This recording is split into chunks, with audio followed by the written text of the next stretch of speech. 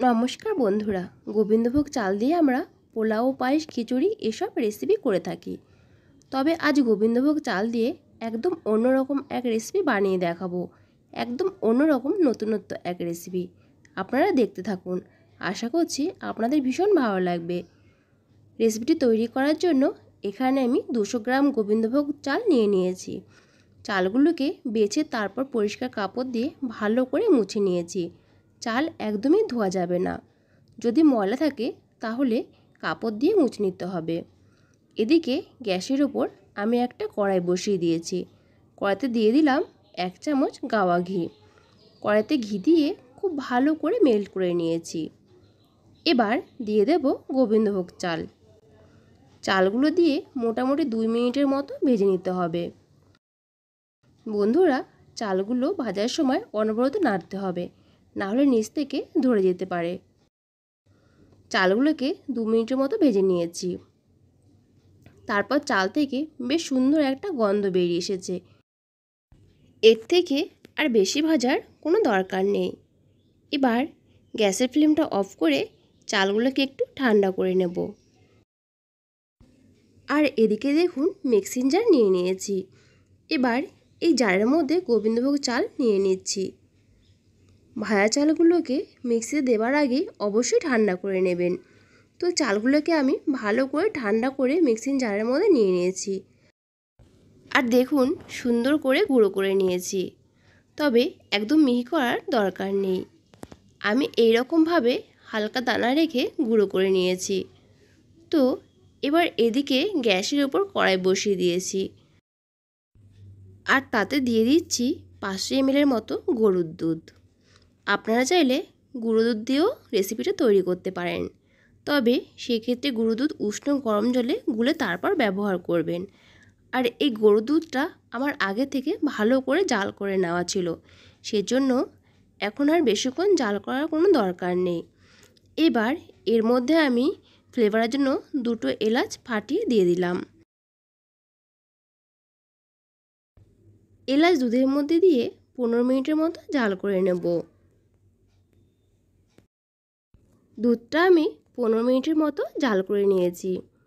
এবার এর মধ্যে আমি দিয়ে দিচ্ছি 1/2 কাপ চিনি। আপনারা যে যেরকম মিষ্টি পছন্দ করেন সেই অনুযায়ী মিষ্টির পরিমাণটা দিয়ে দেবেন। চিনি দিয়ে দুধের সাথে খুব ভালো করে মিশিয়ে নিয়েছি।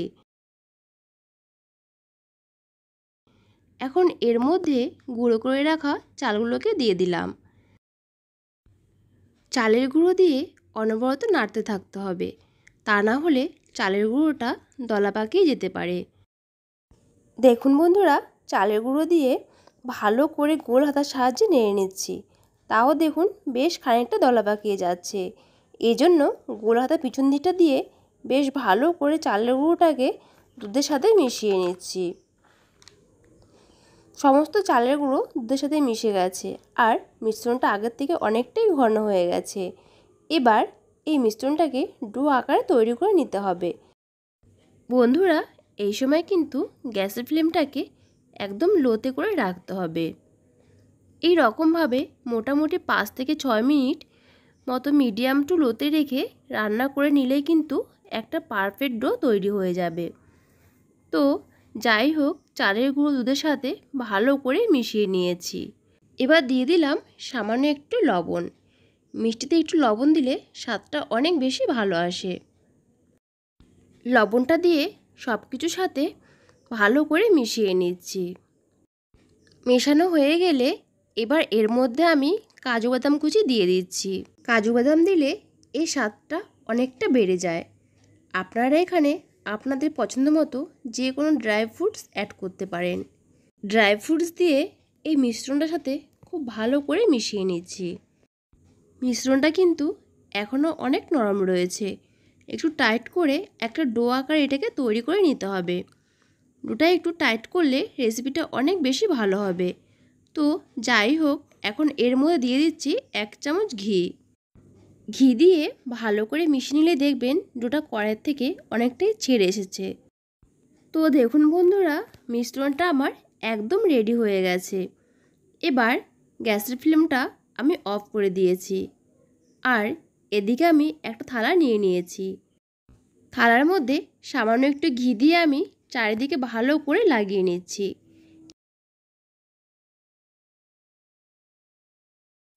এবার যে ডোরা আমি তৈরি করে রেখেছি সেটা আমি থালার মধ্যে নিয়ে নিলাম। এবার এটাকে খুব ভালো করে সেট করে নেব। বন্ধুরা, এই রেসিপিটা আপনারা কখনো খেয়েছেন কি না অবশ্যই আমাকে কমেন্ট করে জানাবেন। আর যদি কখনো না বানিয়ে থাকেন একবার বানিয়ে খেয়ে দেখবেন, খেতে দারুণ টেস্টি হয়।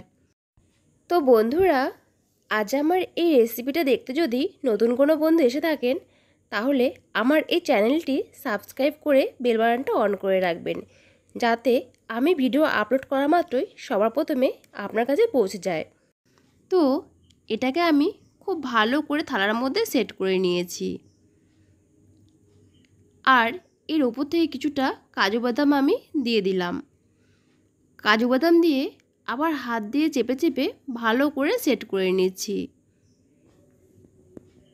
এই মিষ্টিটা একটু ঠান্ডা ঠান্ডা ভালো লাগে, তার জন্য এটাকে আমি 30 মিনিটের জন্য নর্মাল ফ্রিজে রেখে দেব। 30 মিনিটের জন্য ফ্রিজে রেখে দিয়েছিলাম। 30 মিনিট পর ফ্রিজ থেকে বার করে নিয়েছি। এবার একটা ছুরি দিয়ে পিস পিস করে কেটে নেব। ছুরির গায়ে যাতে লেগে না যায় তার জন্য ছুরির গায়ে একটু ঘি মাখিয়ে নিলাম। বরফি যেভাবে কাটে ঠিক সেরকমভাবে পিস পিস করে কেটে নিচ্ছি। আপনারাও আপনাদের পছন্দ মতো যে কোনো শেপ দিয়ে নিতে পারেন।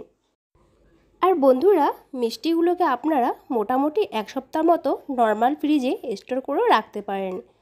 যখনই মিষ্টি খেতে মন চাইবে ফ্রিজ থেকে বার করবেন আর খেয়ে নেবেন। বাড়িতে কোনো অতিথি আসলেও অতিথিদের আপ্যায়নের জন্য দারুণ একটা রেসিপি। এগুলোকে আমি বরফি শেপ করে কেটে নিয়েছি। দেখুন, দেখতে কিন্তু ভীষণই ভালো লাগছে। দেখে কেউ বুঝতেই পারবে না যে এটা আপনি বাড়িতে বানিয়েছেন। দেখতে যতটা সুন্দর লাগছে মিষ্টিগুলো খেতেও কিন্তু ততটাই ভালো হয়। তো বন্ধুরা, আজকের এই ভিডিওটা আপনাদের কেমন লাগলো অবশ্যই আমাকে কমেন্টস করে জানাবেন। আর যদি ভালো লেগে থাকে বন্ধুদের মধ্যে অনেক অনেক শেয়ার করে দেবেন। আমার সকল বন্ধুদের ধন্যবাদ জানিয়ে আজ এখানেই শেষ করছি। দেখা হবে আবার নতুন কোনো রেসিপি নিয়ে। ততক্ষণে সবাই ভালো থাকবেন, সুস্থ থাকবেন।